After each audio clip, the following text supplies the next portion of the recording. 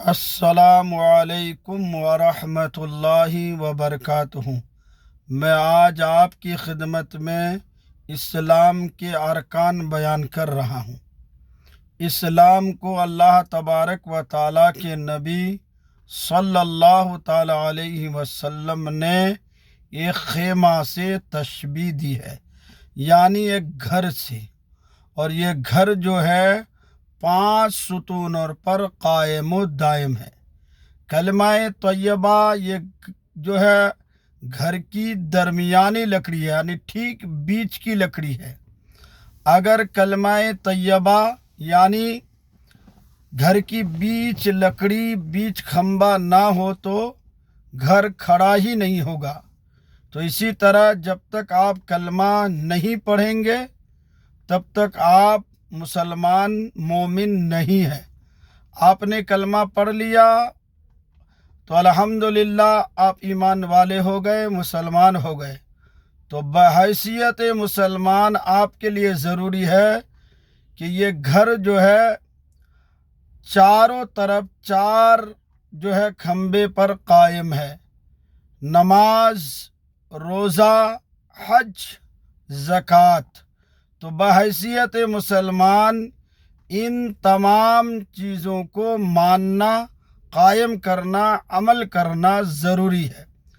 دیکھیے، خیمے کی درمیانی لکڑی کلمہ پڑھ کر آپ نے خیمہ کو قائم کر لیا، اور 4 کونے میں جو 4 کھمبے ہیں، نماز، روزہ، حج، زکوٰۃ، اگر ان میں سے ایک کونے کا ایک کھمبا نہ ہو تو آپ کا خیمہ، آپ کا گھر کمزور ہو جائے گا۔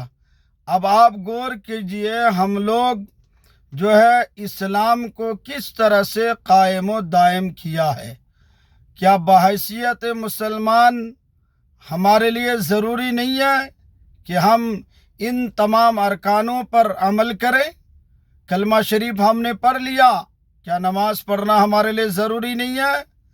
کلمہ شریف ہم نے پڑھ لیا، کیا رمضان کے روزے ہمارے لیے رکھنا ضروری نہیں ہے؟ کلمہ شریف پڑھ لیا، کیا مال کا زکوٰۃ دینا ہمارے لیے ضروری نہیں ہے؟ کلمہ شریف پڑھ لیا، کیا صاحب استطاعت ہے تو حج کرنا ضروری نہیں ہے؟ تو معلوم ہوا ان تمام ارکانوں کو ہمیں عمل کرنا اور اس پر چلنا ضروری ہے، تب ہم اسلام کو اور اسلام کے خیمے کو ہم نے قائم و دائم کیا ہے۔ حضرت عبداللہ ابن مسعود کہتے ہیں، اللہ کے نبی نے فرمایا، اللہ تبارک و تعالیٰ کو پسندیدہ اعمالوں میں سے بہترین اعمال نماز پسند ہے، اس لیے نماز کی پابندی کیجیے اور اسلام کے ارکان کو یاد رکھیے اور اس پر عمل کیجیے۔ پہلا، کلمے کی گواہی دینا، لا الہ الا اللہ محمد الرسول اللہ صلی اللہ تعالیٰ علیہ وسلم، اللہ کے سوا کوئی معبود نہیں، کوئی عبادت کے لائق نہیں، محمد صلی اللہ تعالیٰ علیہ وسلم اللہ کے رسول ہیں۔ اور نماز شان بندگی ہے، نماز وقار زندگی ہے، نماز قانون شریعت ہے۔ روزہ سال میں 1 مرتبہ رمضان کا فرض ہے۔ الحمدللہ، جس نے روزہ رکھا وہ متقی اور پرہیزگار ہو گیا۔ مال کے زکوٰۃ سال میں 1 بار آپ کو نکالنا ضروری ہے۔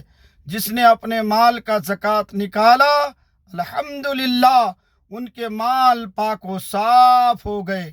آپ صاحب استطاعت ہے تو عمر میں 1 بار حج فرض ہیں، اور جس نے 1 مرتبہ حج ادا کر لیا، صاحب استطاعت، تو الحمدللہ اس نے فرض ادا کر لیا، گویا کہ وہ یہود و نصرانی ہو کر مرنے سے بچ گیا۔